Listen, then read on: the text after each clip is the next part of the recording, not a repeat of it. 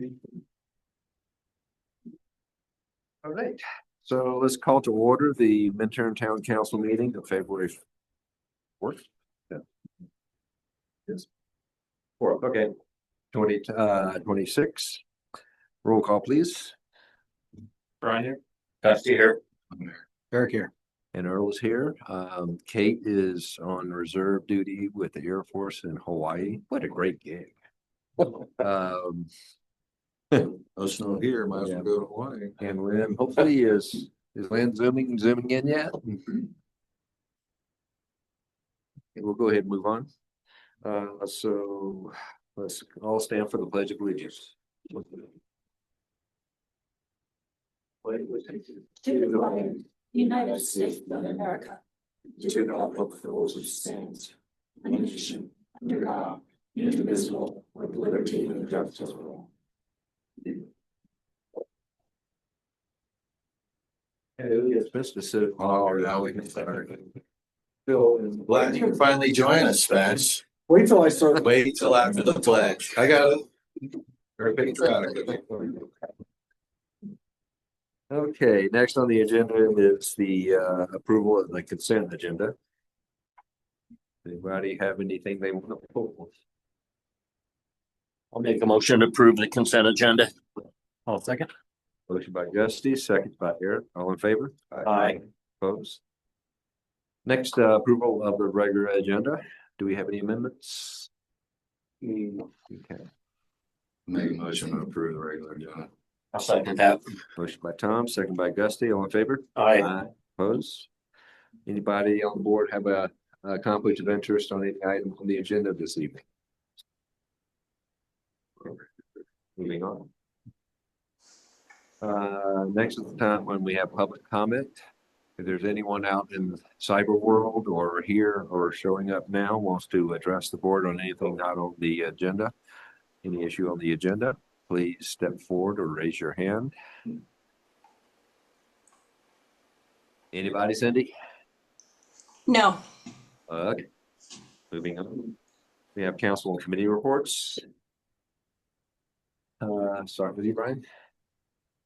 Yeah, a few things actually. We had the RTAP, the recreational. It's the CU. I'm gonna mix up this acronym. It's the CU Masters of the Environment program. We had a steering committee meeting last week and had good representation and a couple hours of conversation around it, and so that's continuing to move forward. And they've got Rob, add anything? I don't know if this is Rural Technical Assistance Program. Rural Technical Assistance. Activating your local economy with outdoor rec. Yeah. So pretty cool program. Got to meet the student group online, and then a few of them were here. That was pretty cool. It's good to see that kind of energy, and it's cool that program's helping our town out. I had a couple of things. Rob, I sent you an email. I apologize, it was late. I wanted to just kind of pop them up because I wanted to talk about both sidewalks and signage entering the town. And we've kind of like chatted about this. Yes, one of the reasons I'm bringing this up is I got on council. One of the main reasons was to have an impact and try to engage CDOT on this stuff. And over 3 years, we've accomplished almost exactly nothing. I don't know. It's kind of frustrating. It's really frustrating. So You're not. I know. So I figured maybe putting some stuff up and just chatting about them more and trying to do that. And then I'm actually kind of excited to return to private citizenry so I can write some more pointed letters to my representatives and CDOT and try to nudge rabble rouse in a more fun way, not as an official representative of the town. Is there any way I could get some of those pictures that I sent up on so we could look at them, or what's did you email them? I emailed them. I'm sorry, it was probably like an hour and a half ago. Let me see here. One of them I could just talk about while we're pulling them up. So since the Minturn Road was paved, we had decided to, when the kind of sidewalk portion of the Eagle County Trail there was built, we had decided to do a seasonal closure on that, which I think made sense when you could walk along the road, because when it was dirt, it became potholed and it was kind of like, it kept people's speed down just naturally because of the shape of the road it was in. Mhm. Now that it's paved and plowed, it's become really not fun to be on. And we have this really nice sidewalk next to it that we're now closing seasonally to use. So I would invite anyone to go walk that right now while people are driving back and forth in the winter. It's again, we know that people are going real fast. They're not giving you a lot of space on it. And it's, I wouldn't even say it's marginally better than the US 24's shoulders too, because at least US 24 has a little wider shoulders. Yeah. It's become a really, really not fun experience to try to get out of town. And so closing our only sidewalk seasonally, and I know we're in a low snow year, it seems like we should reevaluate that. Yeah, I believe that was a negotiation with the Forest Service and Eco Trail as far as. Yeah, and so I know that's on Eagle County land. So I reached out to Kevin Sharkey. I haven't heard back yet. I'm actually meeting with him tomorrow on another topic. So I'll try to ping him on that while I'm in that meeting. But I just think, it kind of pins us in it as a town. There's the section in Arrowhead, for example, goes right by the golf course. There's herds of elk out there. There's turkeys out there. There's all sorts of things. The only difference I can see is that those homes are worth a lot more money, and people would put up a stake if they wouldn't, have that sidewalk open in the winter. So anyway, we've got this nice new sidewalk, and we're not allowed to use it, but people are also driving. So you're basically telling people, hey, you have to get in your car, which I don't really love. Anyway, I have a picture. This is one of these. I sent them over to Cindy and she says they're just loading, so Okay. as soon as They she's were got getting it, I'll fixed. pull them for you. The other one was a series, and I've been going back and forth all the way back to Michelle on this, sending her some pictures of signs that I found in the Federal Highway Sign Catalog and also on the CDOT page. They have kind of official signs. Coming into town, and we mentioned this a few meetings ago, we have a Minturn. There's one Chevron sign, and that's it. So I drive Highway 6 right now because my kid's daycare is right there. And they just did a bunch of safety improvements because we all know over the course of 3 years, they had like 3 fatalities on that stretch. And so I know we haven't had fatalities, but if you would ask them 3 years ago, have you had any fatalities? Do you need to do anything? They would have said, no, we're good here. And then 3 people got hit and died. So I think just the lack of having a fatality on that corner doesn't mean we shouldn't have. They have Did they kill somebody on the road? no, right? Like, should we just wait for someone to die before we act? I don't believe so. We got a few more So- meetings, so. I know. Well, I'm gonna have to do this now. So I think what we could do is ask CDOT, and again, I just wish they would be proactive on this. Like, we keep trying to have meetings with them and they just ignore us and whatever. I love the grant side and I love the snowplow operators at CDOT. I don't like the traffic engineers who sit in their desks and make decisions from afar on our children's safety. That corner coming into town is not, it's not safe. And we like the DDA and all of these efforts, like, people won't go downtown and spend money and spend time in Minturn if they don't think it's a fun, enjoyable, safe place to be. So I kind of just specified this is just one area that we could look at. Do we crash Zoom by pulling up a JPEG? I don't know. Our network's a little rough right now. So Just it's a taking JPEG. us a while to do It's things. anything crazy.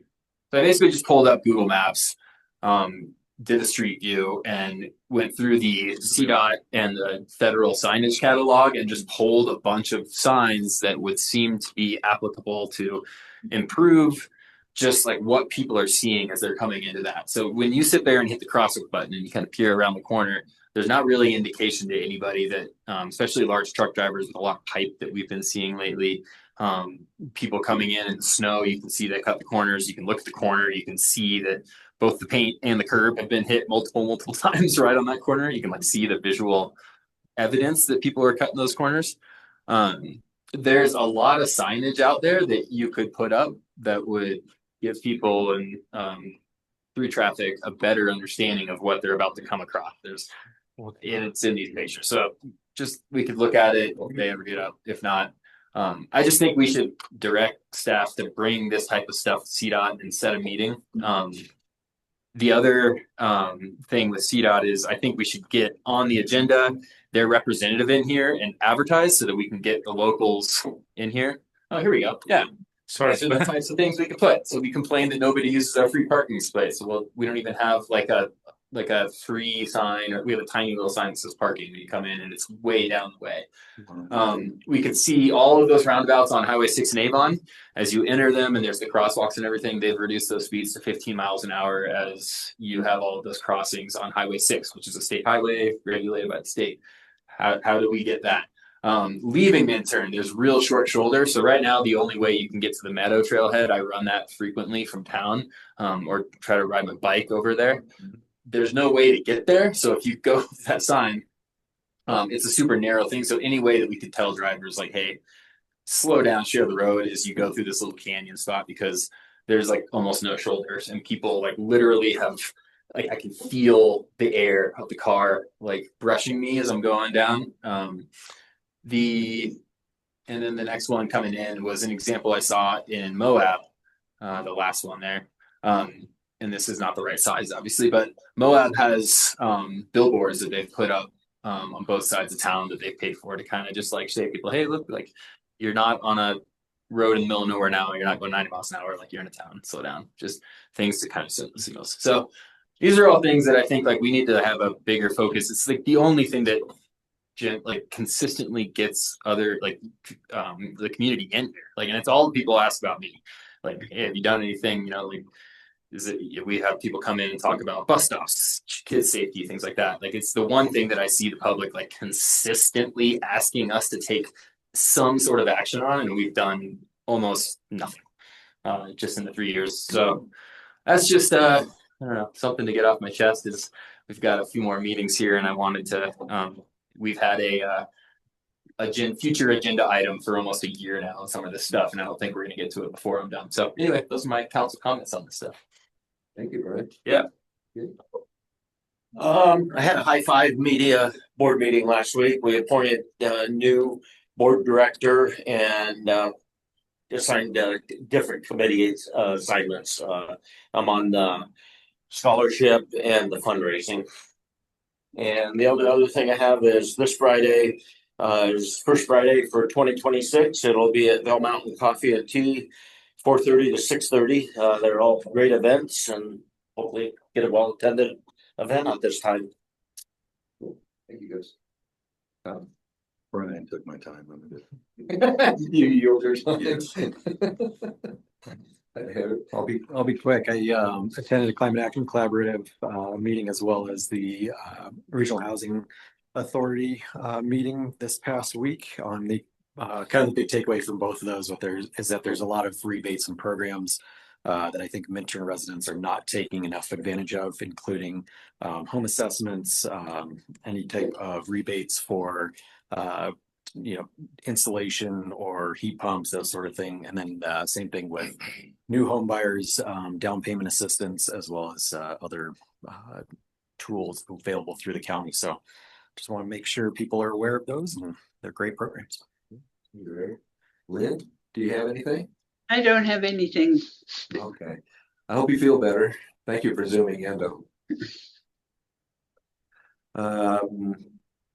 So I just have a comment. We're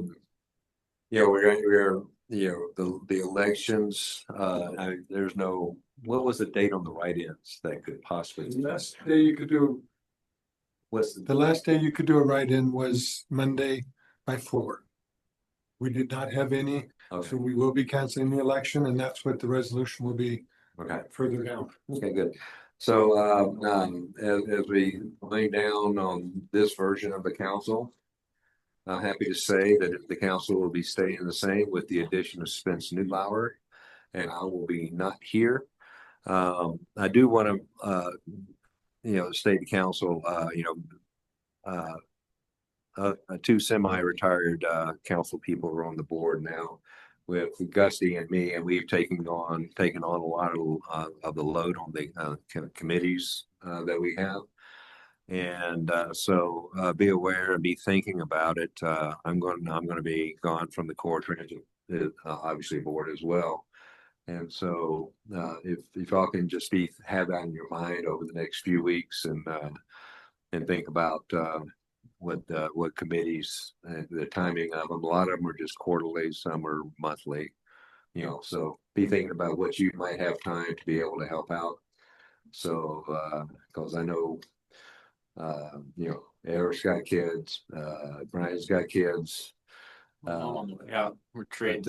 So there's a lot of, and so anyway, just keep that in mind, and so that it's not Rob doing, 10 different committees by himself. So with that, we'll move on. Next we have the manager's report. Any questions for staff? Good. Quick update, wasn't in the report for the public and it'll be in the next one. We did get that $4 million grant, as we shared with you, for Bellman Bridge through CDOT's off-system bridge grant program. On that project, we're still working on negotiating the contract with SEH, with the town attorney, Mr. Sawyer. There's just some provisions that we want to make sure that the town's protected. It's going to be kind of a complicated, long project, but we're getting there. Public Works has been coordinating with Minturn North. They're about to install some dog waste receptacles over there because we do have a pet waste issue there. So we're aware of that. We're working on it. Okay. And then I know there's been a lot of inquiries, and Mayor, you got one about the speed cameras in Avon and Vale, and are we looking at that, and what are we doing? We've been gathering data. Mr. Kevin Rindy, Code Enforcement's been gathering data for 4 or 8 weeks now. I've been trying to find a time to compile that, come back to you, show you what we've got. And if we think there are certain areas where that could be justified under the state's criteria for permitting speed cameras, we'll bring that to you for a decision. Haven't included in the manager's report because we haven't gotten council direction. We haven't had a discussion, so I don't know what we'll think. It was preemptive on that. And those are the updates. Okay. Any questions that you can think of?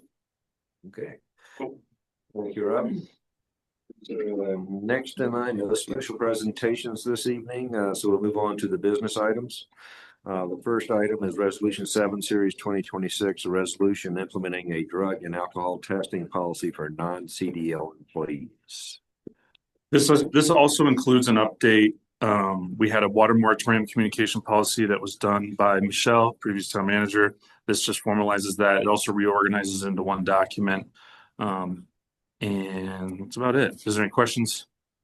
Just adding on to our drug policy that we have down for the CDOT, or if you have a CDL license, this is just for non-CDL drivers. Yeah, and this is from a template from Employers Council. So they have one that complies with federal law for those that have a CDL that are DOT regulated. And then this would just be for our workers that don't have a CDL. Several of our public works workers right now do not have CDLs. So this policy would apply to non-drivers and would be also provide for mandatory testing pre-employment. Is that correct? On a safety sensitive position, I think yes. Which of the safety sensitive positions? I think those would just be the public works positions where you're operating equipment on a regular basis. Okay. And maybe code enforcement. I think it gives us some flexibility to designate. It up right now. Why would code enforcement be safety related? They're driving a town vehicle on a regular basis. Okay, so these are drivers. Yeah. So it'd be driving even just a regular vehicle like that, like the truck that we have out front, or heavy equipment. You don't need a CDL to operate heavy equipment like Caterpillar, loader, those things. So we just wanted to make sure that we had a policy for those that are not holding a CDL. And it's a bit more flexible than the federal policy.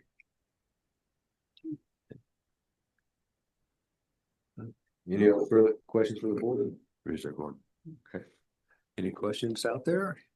Resolution. Okay. So we have a motion. Make a motion to approve town of Minturn resolution number 07 series 2026. Resolution of the Town Council, Town of Minturn, Colorado, approving new non-DOT drug and alcohol policy and formally adopting consolidated administrative policy manual. I'll second that. Okay, we have a motion by Tom and a second by Gusty. All in favor? Aye. Aye. Opposed? Okay. Next is resolution number 8, series 2026, a resolution approving a mobile business pilot program. As you may remember, we kind of discussed this in the fall. It's something that we talked about, and then we had an individual come in during public comment and bring this up as something that they wanted to see as an option. And I think initially we kind of talked about doing like a code amendment in town code. And the more I thought about it, I thought maybe it'd be better if we just looked at a pilot program, set a clear end date, so we could just, explore it with some guardrails, see if it's something that can work for the town rather than go through the trouble of amending the code. Similar to how we regulate food trucks. So what public land are we talking about? I mean, the only public land I can think of that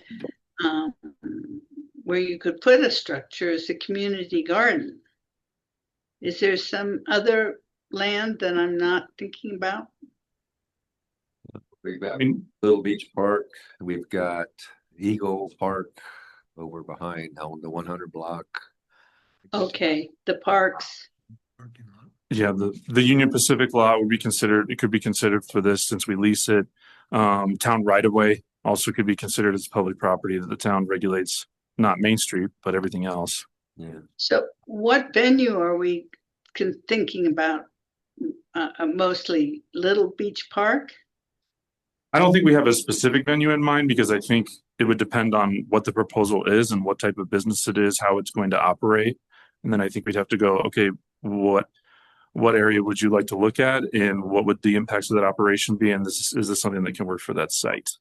Yeah, I think the only concern I would have is, for instance, if we did a mobile bike rental and we have, Evoke over there that's been established for a while. And so not sure if, those kind of instances where we should maybe look at what kind of retail are they doing. And if it, like if they want to just open up a pop-up bike rental, then that could affect an existing business. Well, the question is, what type of pop-ups were requested by businesses within the town in the first place? The gentleman that came and spoke to us has a mobile sauna. I think it's like in an Airstream type thing. Another one of the local businesses we spoke with is a gentleman that bakes bread, and I think he operated that at the bike shop at one point in time, and then he's operated outside of the country club at another point in time. So those are really the two that we've talked with. And I take it any business, any lease would have to be approved by council anyway, correct? I wouldn't describe it as a lease because it's a licensing program. License, excuse me. But the license would have to be approved by, the specific license would have to be approved by council, is that correct? Under this proposal, no, it would not have to be approved by council. I read this as a pilot program, just something to test, and that we're going to do it until like October 31st. So I think this is a good way to do it. Yeah, I agree. Pilot, just to see what happens, and if we get bumps in the road, then we'll either modify or get rid of it. Yeah. The only issue I'd have is anything that pops up, as you already said, that's direct competition with our brick and mortar businesses. Yeah.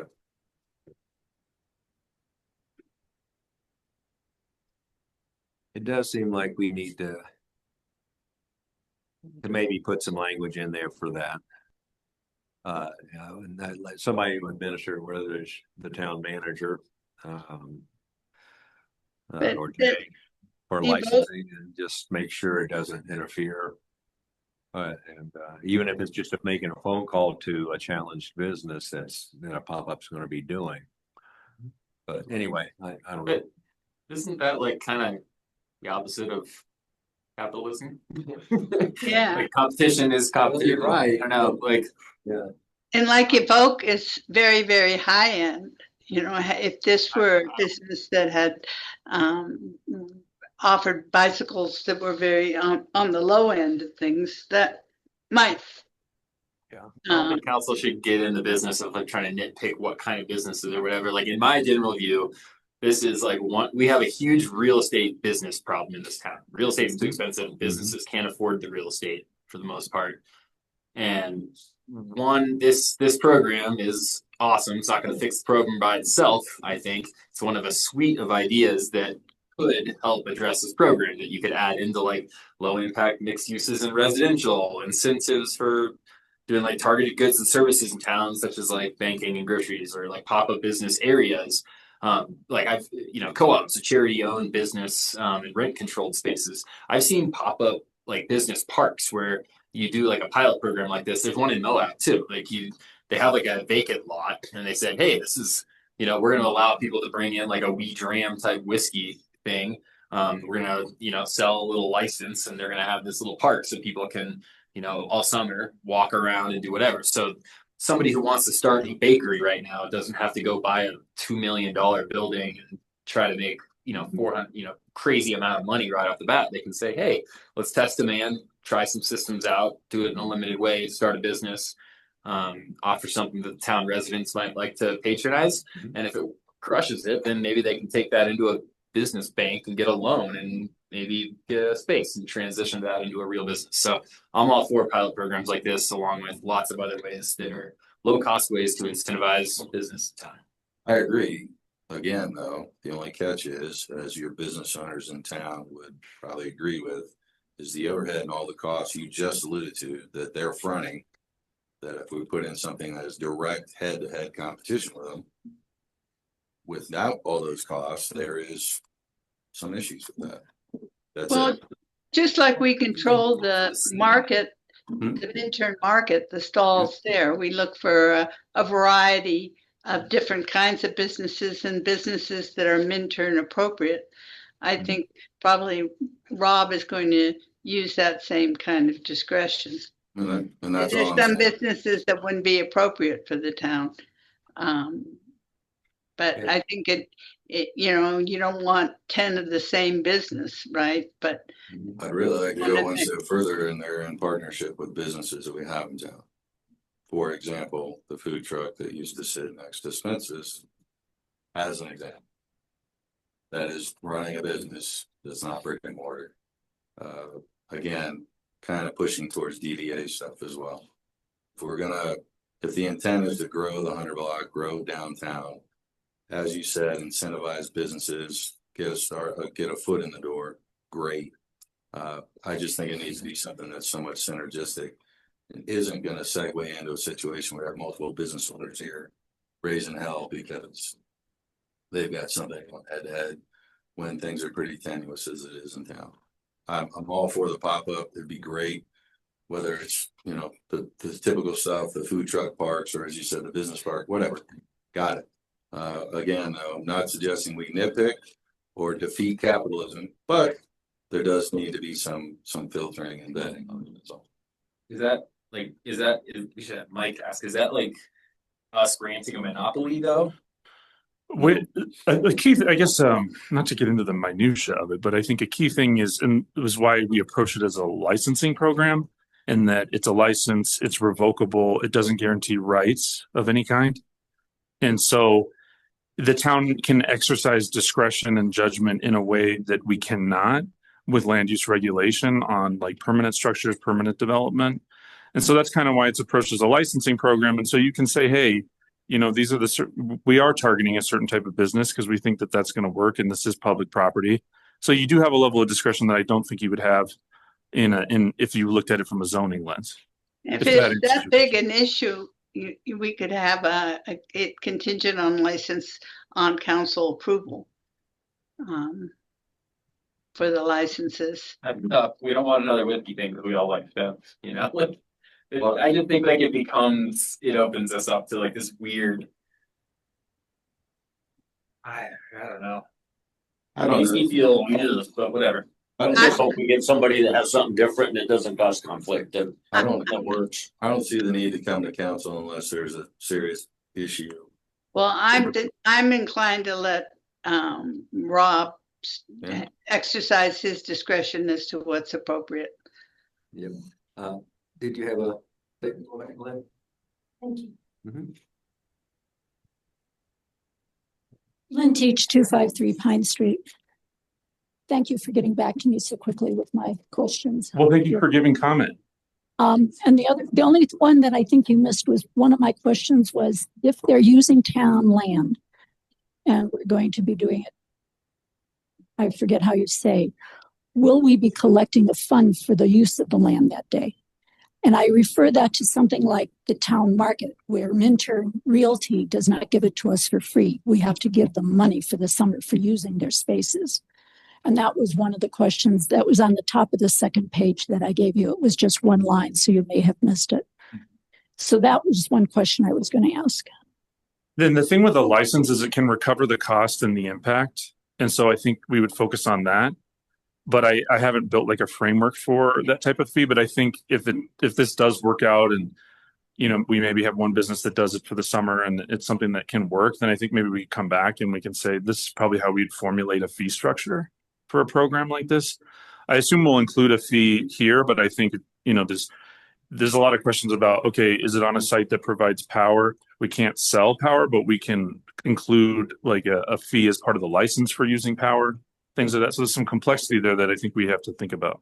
Okay, that was. Does that answer the question though? Yeah, it's enough, as long as I know you're thinking about it. Yeah. Because if it's an owner in town that's doing it, when we have the market, yeah. For instance, when I had Gemini Gardens, there was a number of years at the beginning of the market using that I also had a booth in the market.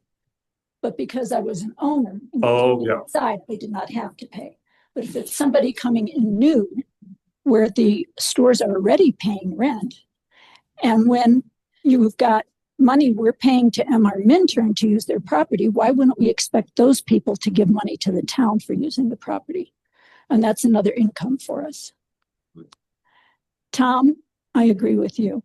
I know it's a hard situation to deal with, but if you start putting too many of the same things in this town, not only is it going to affect your current owners, but people come to places where they have variety. You know, right now, what this town is missing is ladies shopping and during the day while the men are up on the mountain skiing. You've got Alpine Kind, and you now have Marco's store. And maybe the Scarab a little bit, depending. But there's a class level there, too, that used to come in. Scarab's a little more on the high end. Kathy was a little higher than I, but between the two of us, we had a nice meld for medium. And Alpine Kind's kind of there also. So you want 3 bike shops because you're not going to attract a certain type of customer into the town. If you could get more variety, it would help. And that's kind of what you're saying. Gusty, you said something about October 31st being the temporary thing. And another question I had for you, Rob, was could we not possibly approach the owners of some of the empty spaces downtown to get them filled? And you said because they were private ownership. There again, if it's a temporary thing, would they be willing to help us and try to see how that works? They've got an empty lot south of Grammy's Attic, and they've got my store, which is sitting there empty for over a year and a half already, which would make a great little place for a couple maybe clothing pop-ups because it's inside, it's more protected. And maybe they'd be willing to let us try that. It's just a thought. Those were my concerns, along with the other ones I had, which you answered. Thank you. Okay. On the last point, I think that's a different kind of program that has some things we'd have to work through, including, are we acting as an intermediary? Are we leasing or owning a property and then licensing or leasing it back? And that raises a lot of challenges for the town. Maybe we could get them to offer it. Yeah, I guess through just conversation, but not necessarily like an ask. I would say programs like that are something that would be great for the DDA that could administer such a thing. That would be a little bit more challenging for the town to do. Because we would have to enter into a lease and the council would have to approve such a lease on a private property. There would be risk there. And then if we're leasing back space, that would have to be bid out. It'd be a very clunky type thing. But I think there are things the DDA can do for programs like that. And that me and Cindy have been kind of playing with some ideas for things like that, if that makes sense. No, I think it's we're really looking at 3 different levels of activity possible for between one day Minturn market. Second part is whatever these pop-up durations end up being.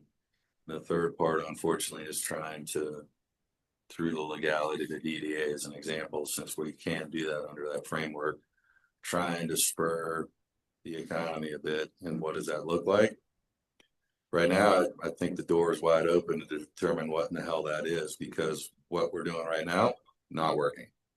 And some of that is obviously these property owners are holding out for better times.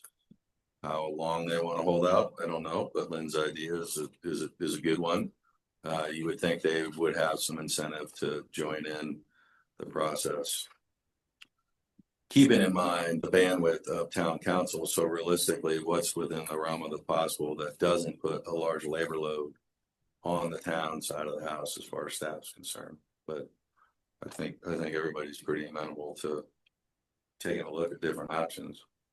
Yeah, it's good discussion. Good discussion. I'm glad we had that. And it is a pilot program. I do think it's worth moving forward on, and maybe we can just talk any ideas or whatever to maybe avoid some of the bad things. But I don't think, we don't have a whole lot of business, and it's always been. I mean, I was where 104 was. When I opened my shop down in the 100 block, and walk-in traffic was nothing, and I was going down fast. I was an electronic retail store, right? So we ended up going to a custom model where we could design and pre-sale the stuff so that I didn't have to order in inventory that wasn't already bought. And that's the only thing that saved us for that. But a lot of business were going in and out quick. And the thing is, we just did not have a critical mass of commercial activity in town, and we still got a long ways to go on that. And the plan was, a few decades ago was, okay, so we're going to do what's the myth? I've left the zoning label for The Old Town, multi-use. So he zoned a lot of Main Street for multi-use for people that could go ahead and put a business in and then live above in the existing structures, and that never worked out. Just not, and that was back when it was cheap. So that model is not working. So I think maybe just go through with this for a few months. Because I've been to a couple of towns here and there where they actually had, a couple of blocks of nothing but pop-ups, and they were pretty well visited when we were there. So Myrtle Beach was one of them, and I can't remember the other one, but it was in Hawaii, Honolulu Bay, that town had pop-ups all over the place too. So I think it's worth a try, and if we get some rough sailing from the existing businesses, let's sit down with them and see what happens. But just we need to communicate that to them, just because, the old adage is if you have a certain amount of commercial activity, like our restaurant and bars that we have here, they've all been fairly successful over the last few years, and I think that's really hit the sales tax numbers that otherwise we would be trouble. So I think we can get enough of a critical mass of more commercial businesses, different types of businesses. Maybe we'll like the spot, for instance. That's something that's not in town that compete against anybody. And if he's making bank, maybe that's something we want to look at. As far as making and trying to have him have a home there. And that's something that the other experimental pop-ups can do, is maybe that's exactly what they could do. So, motion. The one last thing, just real quick, if there is an issue that comes through this program, bring that issue up to staff immediately. At any point, we can have a meeting, we can have a council discussion about it. All of these, if we license somebody, it's revocable, and they'll understand that. It has to be mobile and modular, so it has to be able to be moved quickly. Mm-hmm. So if we have a problem, then we definitely need to talk about it. Okay. Probably like they terminate October 31st anyway. So. Yeah, we don't have a lot of foot traffic in the winter, so no. I'm not sure. October 31st is a traffic day, though. The last, yeah. A lot of traffic. Okay, so if there's no other comments, we can, I'll entertain a motion. I'll make a motion to approve resolution number 8, series 2026, a resolution authorizing a temporary mobile and modular business pilot program. Second. Motion by Justy, second by Eric. All in favor? Aye. Opposed? Next item, resolution number nine, series 2026, resolution canceling the 2026 intern municipal election. We talked about this earlier and at the last meeting, I believe. Essentially what this will do is it'll cancel the election, and as of the first meeting after what would have been the election, we will seat a new election and move forward, or excuse me, a new council and move forward. I will point out that when Eric ascends to the mayor's seat, that will open up his seat. It would have been anyway a 2-year term. But because he's in the last 2 years, but it's also a 2-year term anyway because of election law. So we'll go ahead, and the first thing I'll do is ask for permission to go and solicit candidates and applications, and we will have asked the council to appoint. I can see us appointing and being fully counseled, fully staffed by second meeting in May, maybe the first one. Do we need to appoint? Yes. We will, because Eric will open up a seat. Yeah, but Spence is filling that seat. No, Spence is filling, Brian's not Brian's, running. yeah. Oh, And I thought. Eric's taking theirs. Okay, I thought Brian was. And so what we will be appointing are Somehow. three council seats at 4-year terms and one mayor seat at 2-year term. And then we'll have an open 2-year seat. Already a resident that's expressed interest in that since he missed the deadline, so. And it kind of works like a pop-up. If people want to put their application in, they can test out and see if they really want to do this. Okay, moving on. The new pilot program, Jay? Okay. 32 council members in 6 months. Okay, do we have a motion? It's the ordinance, Earl. Those are resolution. Next one. Oh, okay, I was looking, sorry, I jumped ahead. Oh my God. I'm on the wrong page, I'm on ordinance one. For the first time, I'm right this time. Sorry, I'm wrong. I'll make a motion to approve resolution 9, series 2026, a resolution canceling the 2026 midterm municipal election. I'll second that. Motion by Eric, second by Gusty. All in favor? Aye. Opposed?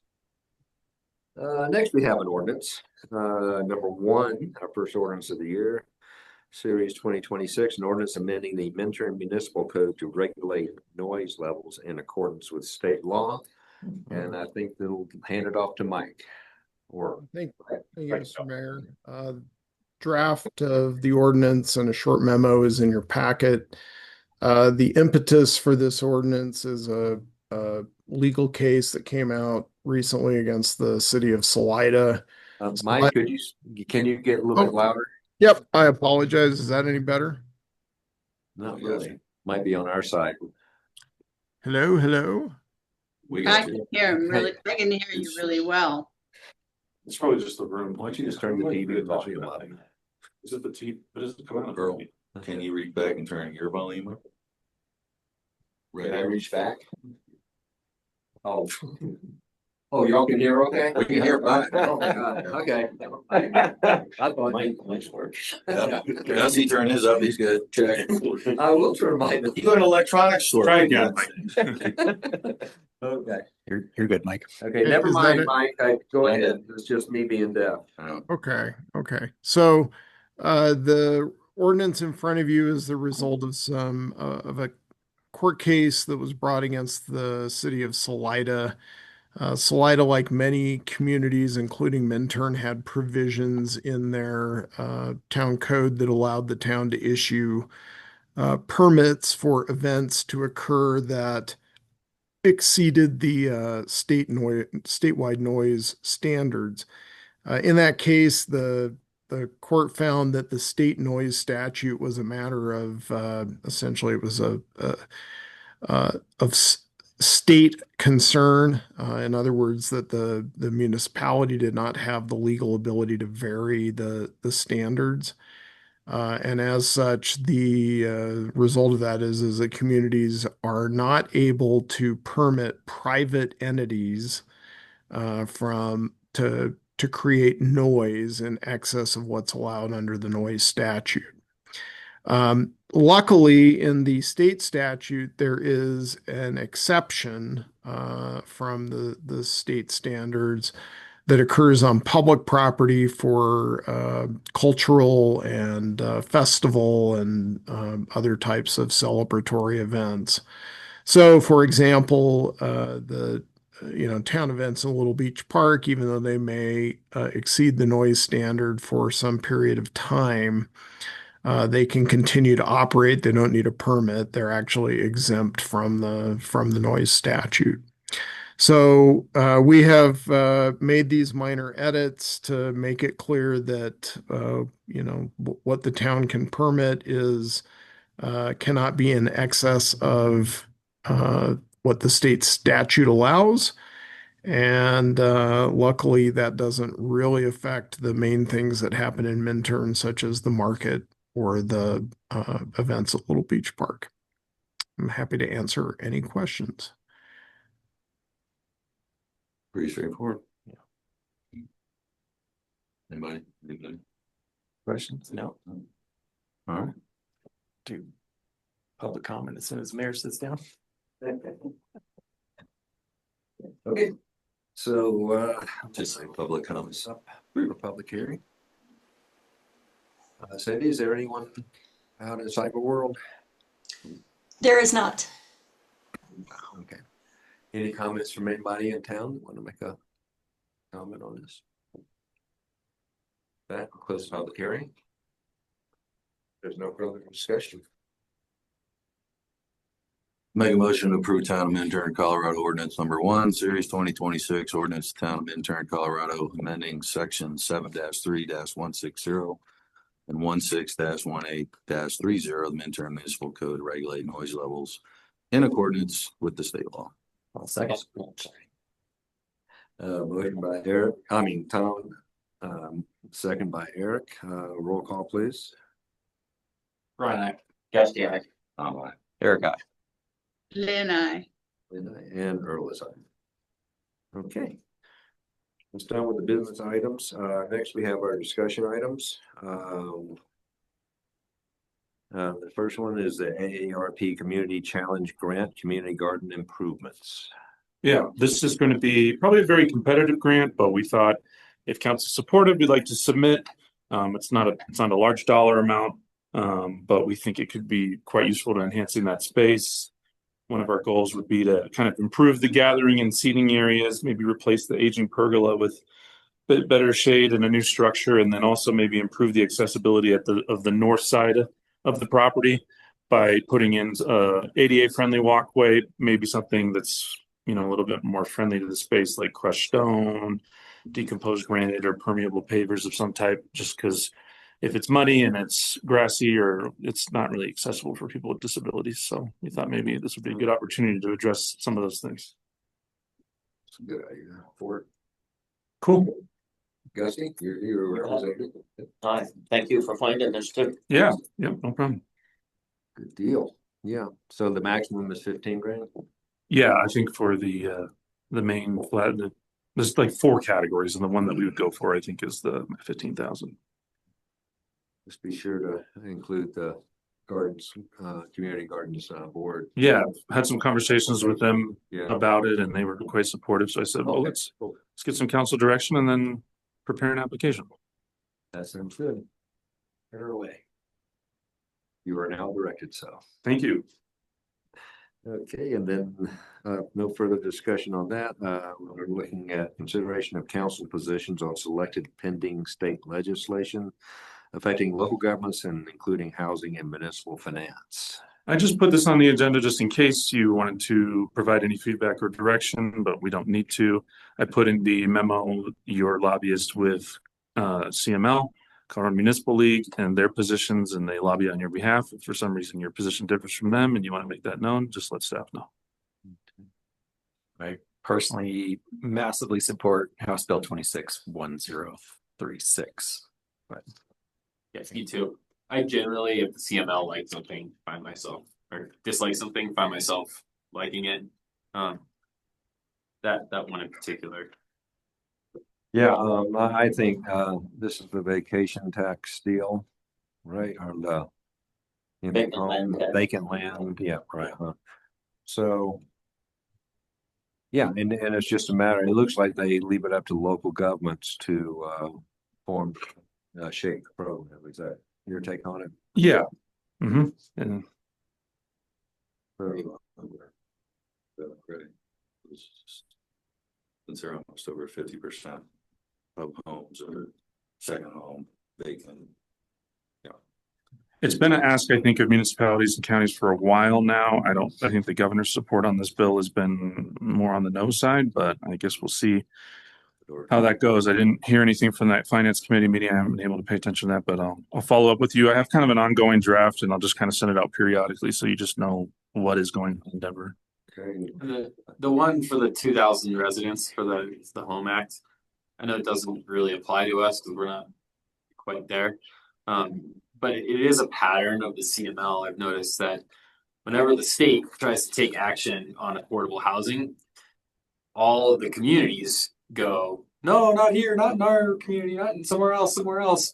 And then it never gets done. So that's what's got us in this mess. So when they try to do it at a state level and make everybody share this burden, and share, addressing this problem, it seems like the CML says oppose, but like some of this, it's like not in my backyard. The only way to do it is to say, hey, listen, like everybody's backyard, like we're all in this together. So that's my take on Home Act, even though it doesn't really apply to us. I think that's a good point. I think that's something we should consider, as things go forward. It's increasingly clear every year that the legislature is looking to intervene on land use and housing. And I think, I guess what's frustrating when I've sat in with CML or CCAT or CCI with counties is when you're just the legislature just kind of sometimes moves on without you. But if you can kind of take an amend position and go, hey, look, like we're supportive, but this is what we need. And I try to communicate that to representatives of like, we're supportive of solutions, but we need help on infrastructure. We have big issues with infrastructure and financing that infrastructure. We're very small, so if you're going to tell us you have to do X, like we need ways to support doing X. And I think that could be quite effective for us. So the Regional Housing Tax Authority is available. And would you think it would be best for the town to do it on our own, or do we? How the Home Act? Yeah, no, on the Bill 1036. 1036. I mean, you have CML advocating in support, so I don't know if you want us to reach out to our state reps and just reiterate our support, we can do that. Yeah, it's just, whatever makes sense is what I'm after. I mean, if we're better doing it on our own, certainly we should do that because we can shape it ourselves. If there's advantage to using the Regional Housing Authority, then let's talk to them and see if there is an advantage or not. Okay. Well, the Regional Housing, the Kim Bell Edwards with the Eagle County Housing just reached out to me right before this meeting, and I think our staff is going to meet with them next week. So I will bring that up. And so this will be approved until, I guess, November, huh? Yeah. Local voter approval. And then it will have to make it past the governor. Yeah. Okay. There's a new one. I'll keep an eye on that. I'll update you guys as there's changes. Cool. What's this one? Was there any other bills that anybody wants to speak on? Usual primaries. One update that's kind of going on and just in the background at the federal level, it seems like the federal government, for the first time in a long time, may make some movement on housing. There's House Resolution 6644, Housing for the 21st Century, includes a lot of the things that states have been looking at, including regulatory reform, zoning and permitting modernization. I guess our hope, and there's also the Senate Road to Housing Act, which was supposed to be part of the National Defense Authorization Act, but at the last minute it was amended out. So we may see a federal bill that will provide some fiscal support on housing and also reduce some barriers on private financing to affordable housing. I'll let you know if anything comes of that. Any other discussion with that? Thank you. Okay, next we're up to our favorite topic these days, the water treatment plan of finance. And we have Troy. Troy, he probably just stepped out, but I'm going to take advantage of this very small amount of time and say I had a meeting with Kate Peacock, our DOLA regional manager. We approved a resolution authorizing a submission to Energy Impact Assistance Fund for a grant for this project. One key thing to understand is that we would not get approval and award on that grant until July, and we could not go under contract until that point. And so, and the chances of us getting more than 500,000 in award are pretty limited, and it's going to be a pretty limited round. So I just wanted you to be aware that may not be a great option for us. Yeah. You're up, Troy. Okay. Good evening, council. It's nice to be with you all. Forgive me for delaying my in-person appearance for so long, but the second or third Wednesday of the month, I have multiple meetings, so I have to tackle it via Zoom. Appreciate your patience in that regard. I'm here with an update and address your questions on the bank placement bid process. There we go. Okay. So the solicitation was sent out to approximately 13 banks. 3 responses were received. I'll go into why only 3 were received. But I think based on the 3 that we did get, I think it's pretty reflective of what we're seeing in kind of the public finance lending market. There's kind of 2 themes that I think are impacting the rates that we've seen. Generally speaking, we're seeing the 10-year treasury rate go up, and we're starting to see a little restriction in credit from banks in that they want additional business as well with their loans. So, for example, a lot of banks came to me and said, hey, Troy, we're happy to submit a loan proposal, but our loan proposal will say that all of the town's business has to be switched to our bank.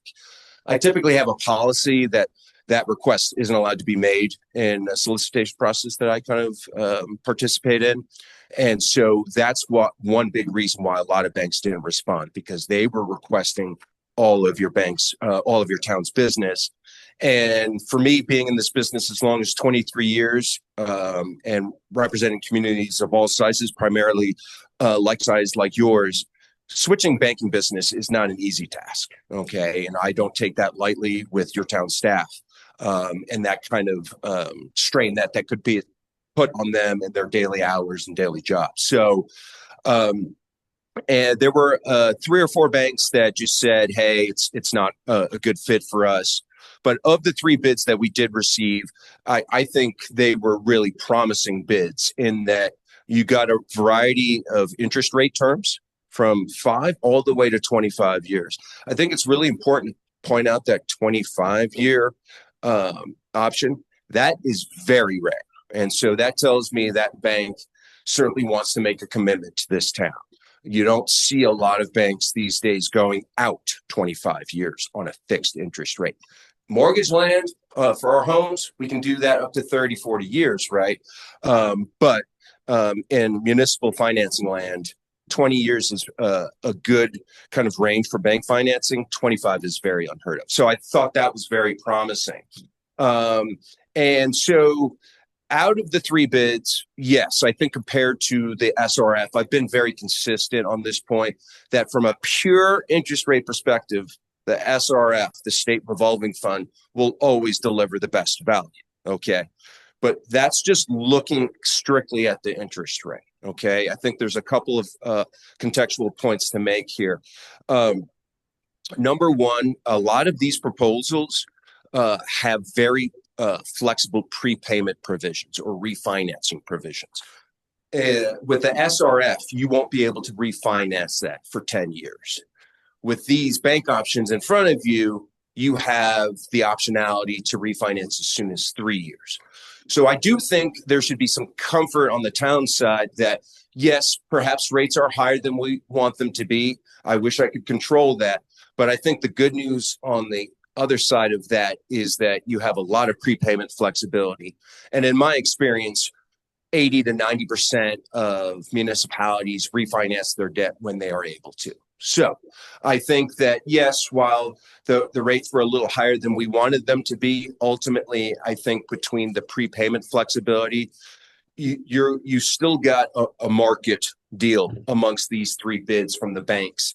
I think from a cash flow perspective, the bank option still remains very attractive. Okay.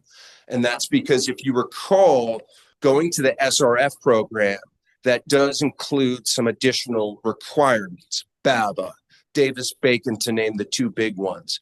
And those do add elements of cost increases to the project cost. And I've talked to you guys about that several months ago, where I quantified that expense to be roughly 9%, okay, based on research. So when you go to the SRF, you're actually borrowing for a project that's 9% higher than the bank option, okay? And that's to accommodate for those additional costs that come with the SRF. Lastly, I think what's been really important to me since my early meetings with the town was time. Okay, when could I deliver these proceeds? When could the proceeds for the project be delivered to you?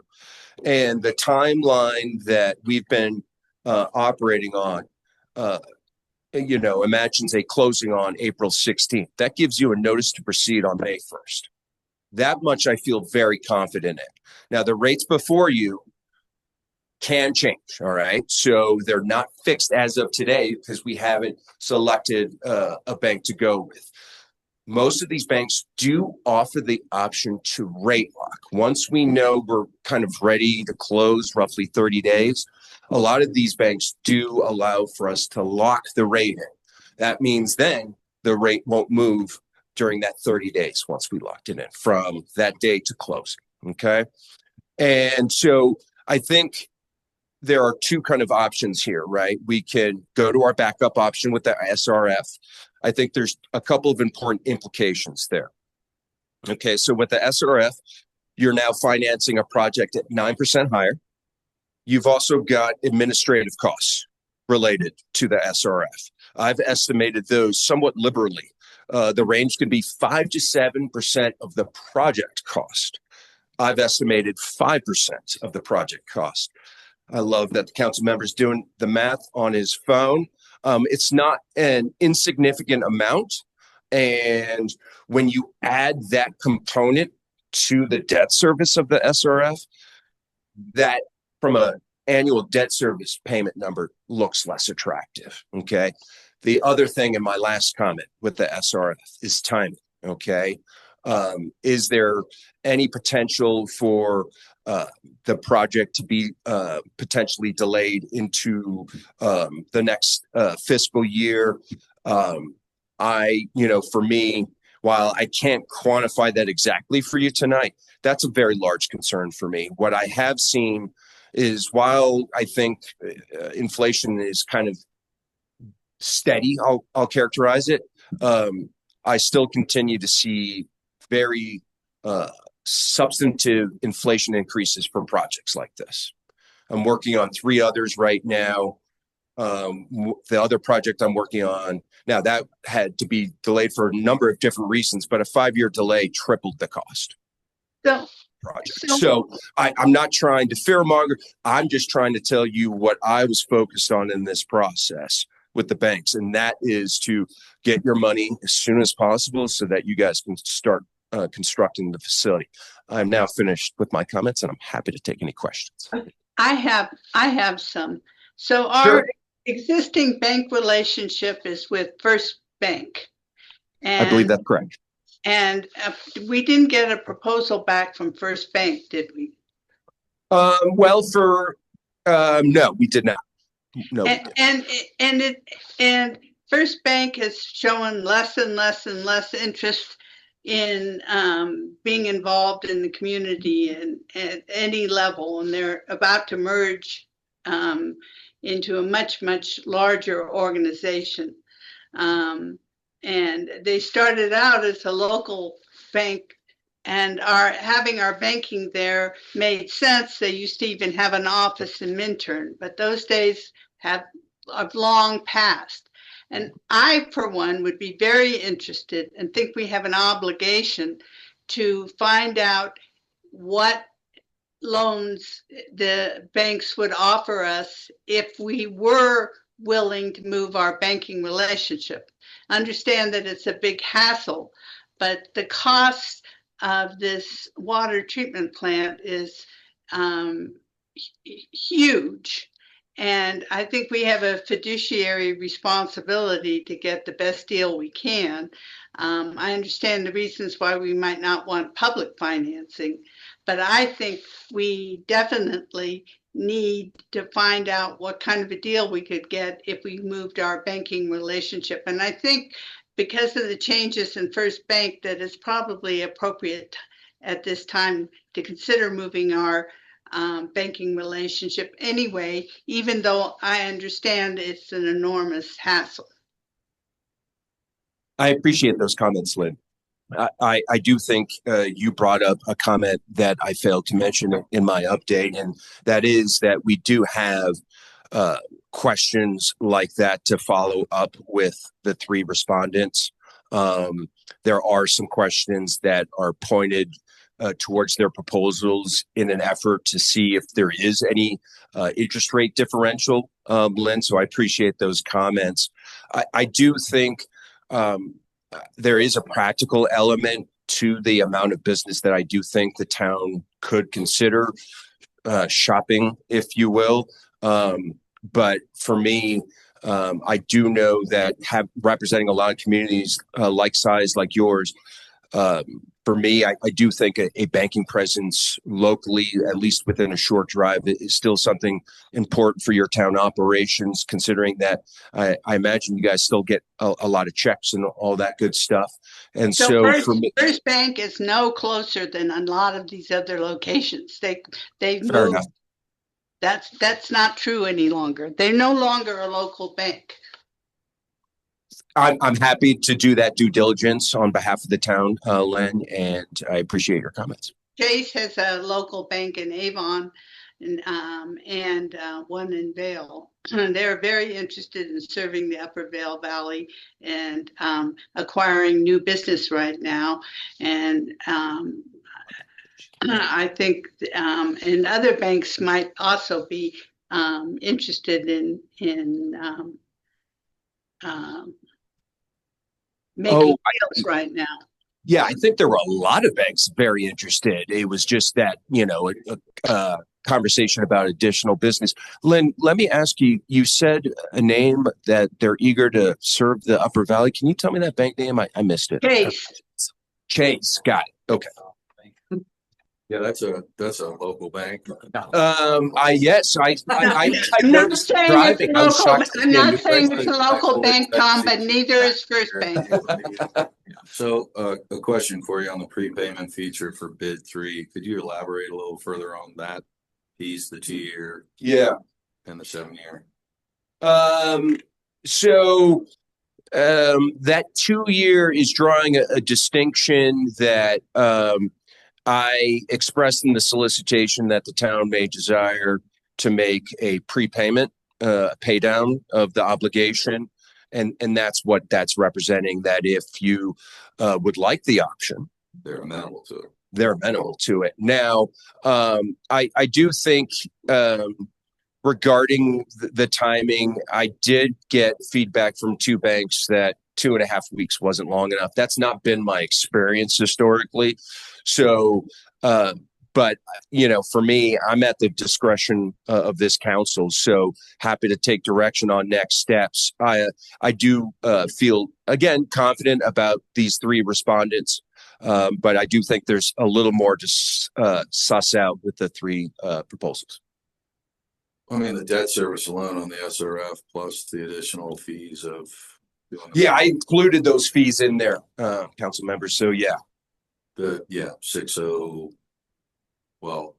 21,600 for 30 years. Yes, that's in that payment. Yep. That's lovely. Yeah. I did the same math you did. Yep.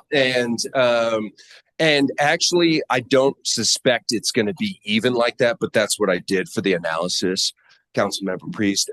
For me, I suspect those fees are going to kind of look like this, right? During the construction, I imagine there's probably a little more administration where you'll see those dollars, get probably spent more in the early years and then dwindle down to something probably below 21. But I did the same math you did.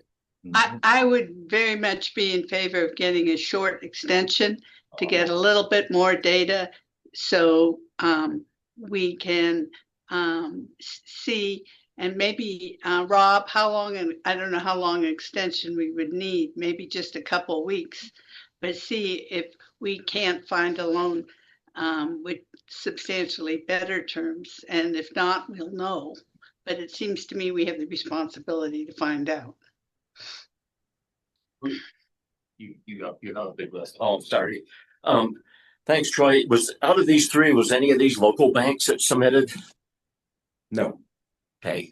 I prefer local banks, but Yep, so do I. yeah. Justin? Was any of them, I didn't really notice, like after I talked to you on it once, like the construction loan option with loaning us the money for the first 2 years till the project's done, and then after go into permanent financing. Did any of these three offer that as an option? No, not explicitly, but I would say bid number 3 probably got closest to that. Bid number 1 did allow for re-amortization. So bid number 1 would allow a prepayment to be made, and they would then re-amortize your loan. So probably effectively to lower payments, right? Once you paid out a chunk. Yeah. So each of them did have an element of. Sorry. Let him finish. But all of them agreed to really close, very favorable flexibility. I think in this circumstance, I did take direction from the town about, a potential cash event in the future that, I don't have any ability to kind of project when that's going to occur. So the only way I was able to address that in the solicitation was to ask for that 3-year kind of window. So the first and second bid basically say, as of December 1st, 2028, you can pay us off or you can refinance, right? And so that's about as favorable terms as we're going to get with that kind of prepayment flexibility. I do think one of the other questions I have, to Lynn's point, is if we extend that prepayment date, does that change the rate? Okay, because you have to think about where banks make money. Banks make money on loans, the interest payments that we make to them. And 3 years is just not that much of a period to make a lot of interest income. That's why I'll also note you saw origination fees.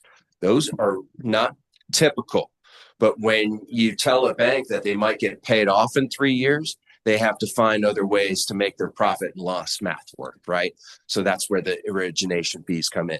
Origination fees are unusual as well, but I suspect it has to do with the prepayment flexibility we were requesting. Now, did we put anything up for the collateral as far as any money, that we have on reserves, or maybe the land basically that the water plant sits on? I didn't know if that would change the rates if we had more to actually put up, if that would get us a lower rate. Yeah, guys, I'm not sure, I haven't explored that.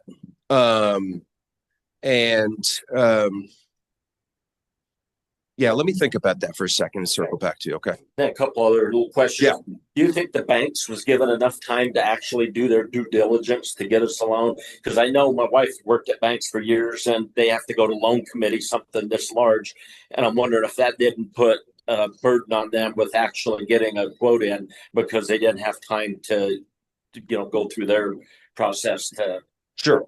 No, I appreciate the comment. So I've been working on direct lending arrangements since 2012, and 2 weeks, and I gave just over 2.5 weeks. We gave just over 2.5 weeks. In my long time doing this, that should be plenty of time. I did hear 3 comments saying that it was tough, but one of those banks that commented on the timing ended up submitting a bid. So they actually submitted a bid within 24 hours because for communication purposes, they got the RFP late. So, for me, I've been doing this long enough, and I asked each one of the respondents, if this is not enough time, please let me know. And no one did. So, yeah, I gave them an opportunity to say, hey, we need more time. And, yeah, I think out of the bunch that I sent it to, 2 were like, yeah, we can't do it because of time. But that's only 2. And then the last question I had was, On the proposal that you sent out to them, was there a term on there that said, how long we were trying to borrow it, or was that up to their discretion to figure it out? Or Yeah, so you have on here 5, 10, 20, 25. I was wondering what they were actually solicited to bid on. as long as possible is what I requested. Yeah. So 'Cause I know a lot of banks don't like to, but you mentioned it too. The one that had 25 years here, they don't like to extend their debt that far. right, they don't generally, So, but that repayment term helps with the annual repayments, right? So that longer repayment term actually lowers the annual payment. Now, the longer repayment term means more interest is being paid. However, it lowers that payment. So part of all of this math has been to make that annual payment as manageable as possible, right?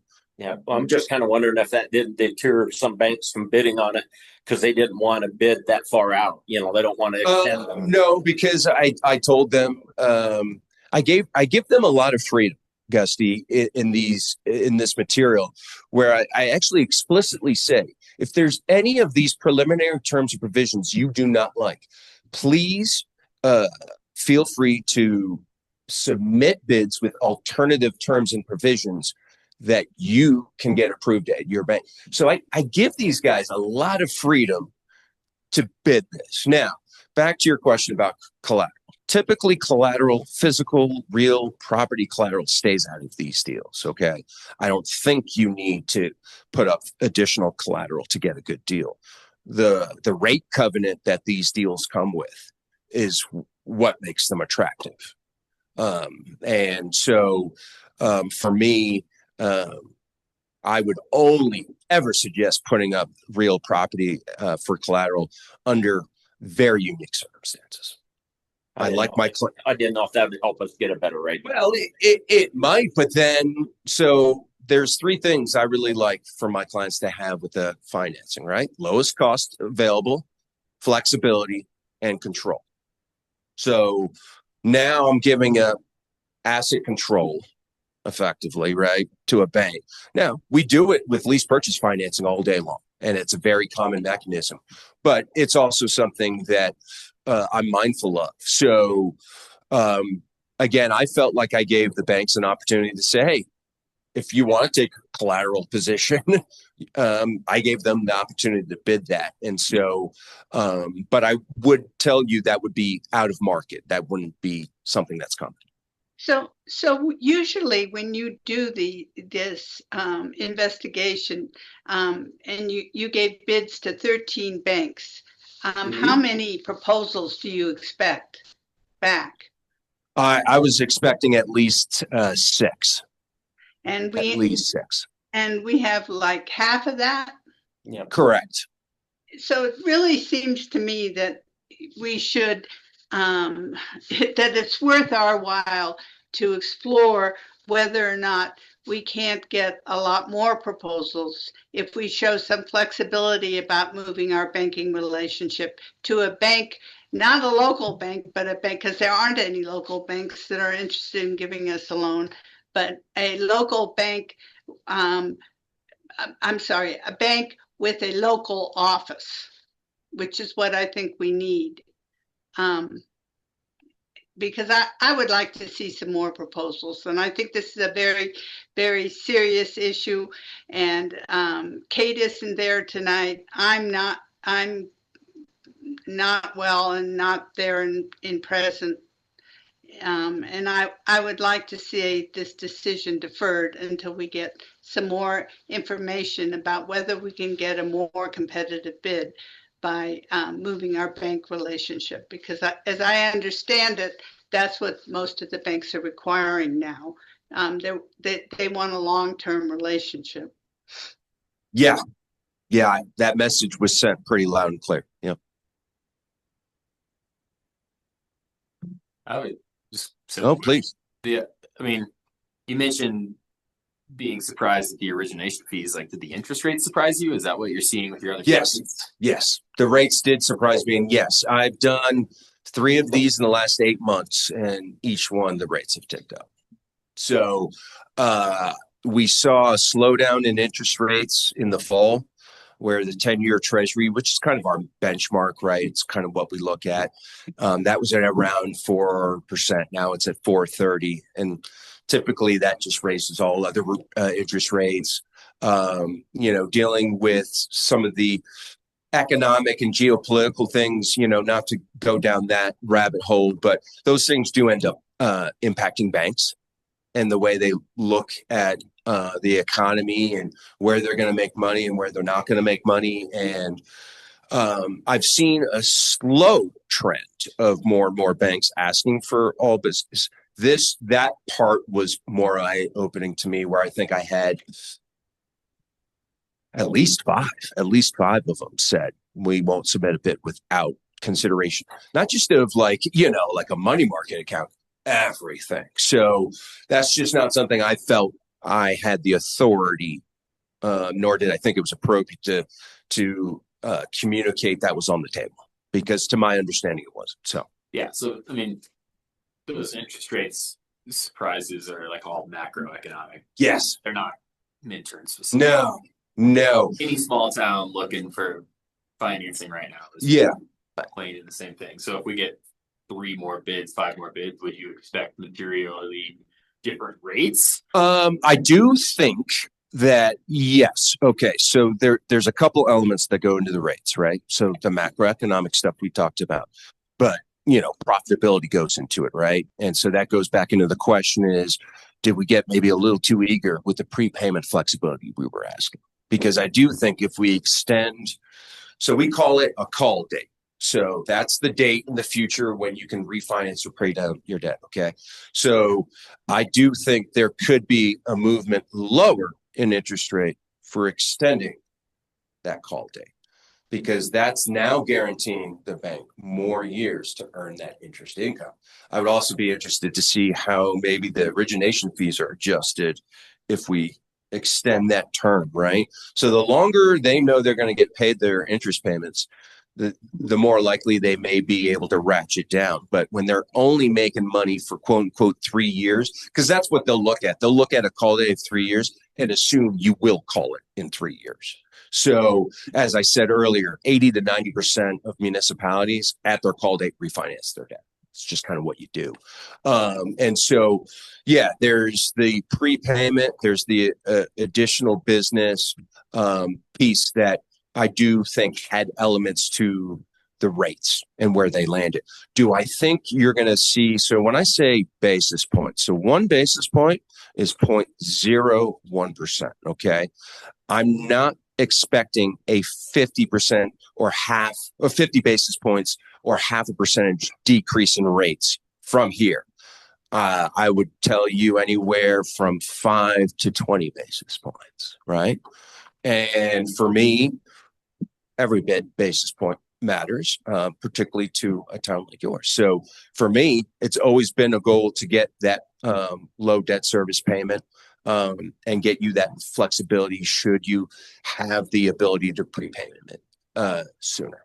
But as we've talked about with staff, there's ways we can deal with longer call dates effectively with cash. So, right. So let's say you end up in a cash position to pay down the debt. I think even with a longer prepay or longer call date, we can still get creative with how you can use that cash towards paying down debt.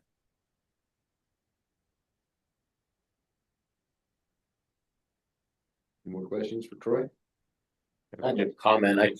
I kind of, my feeling on it is this is the biggest thing Mintern's going to be looking at. And if it takes us another couple of weeks to do our due diligence and find some other options or get some other solicitation to bid on it, I think it's well worth it. I really do. My comment. And also, I think we can find out what they're willing to do if we were to move our business there without making any commitment to move our business. That's a separate decision, but it allows us to look at the whole financial picture, which is what the information we need. Okay.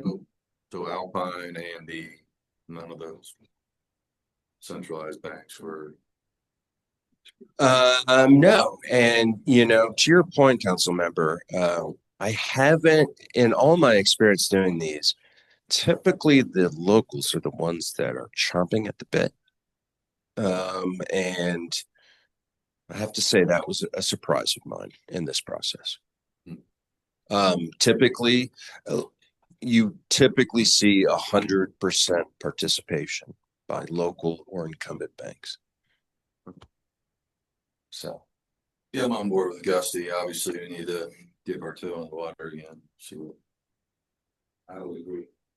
Question for staff, to Lynn's point of just exploring moving all business to another bank, is that If I can clarify a little bit of this, we have multiple accounts at a bank called Color Trust. It's a government account, a government bank that you guys can't invest in. I can't put my money in it. And we're getting right in the neighborhood of 3.5% to 4% interest on it. There is no way that a savings account, and it is completely 100% liquid. I can pull all the money out tomorrow. I can put it all back in the next day and pull it all out the next day. I mean, it works like that. At First Bank, we have a checking account, and that's it. I fund that through Color Trust, and whatever I keep as little as I can in there because it doesn't pay us to keep money in it. But it costs us if I don't have enough in it and we bounce something, I don't do that. But what they're looking for is that savings, and I cannot put that money aside and not be able to ask for it. If we needed to put money down for this and they, Troy wants $2 million or something, we would take penalties to get that out of another bank. So you have our enterprise fund and our general fund also. Absolutely. And it's separated into different accounts, but it still is being the higher account. Jay, some of the banks do offer special accounts where you can withdraw money. It's going to be lower than the rates that you quoted, but they some of them even offer a money market account. I mean, I know my Fidelity money market account last year returned 5%, and I could withdraw from that whenever I wanted. And I'm not suggesting that that's what we should do. All I'm saying is we should look at the whole economic picture here. I agree with that. So Jay should be able to get a list of banks so that municipalities have requirements of where and in what kind of accounts we can invest taxpayer money. It is not every bank that has those accounts. Jay can get a list of who does and provide that to Troy. All of the banks I did send it to are able to collateralize public funds. So that is, to Mike's point, was an important element. Not that it's necessarily a screening element, but in instances when additional business is considered, it works. And the more we are able to, we can collateralize it into whatever we want. I mean, whatever's legal. Yeah. But the thing is, Lynn, if we go with a money market or something like that, it could be half what I'm making anywhere else, and it could be tied up in time. Meaning, I'm going to take a penalty because they have regular check. I mean, I can write a check off my money market, but they don't offer 4 or 5%, 3 to 5%. And it's been all the rates have been going down, and it's down to I think 3.7 or to 4% now, but they're completely 100% liquid. I mean, there are options. I know we've always done things one way, but there are options here, and we've got to look at the big picture here because this loan is such a huge financial commitment for the town. We've never done anything of this size or taken on an obligation of this size, so we have to make the best deal we can. But we have to, that includes everything. And I fully agree with you on that one.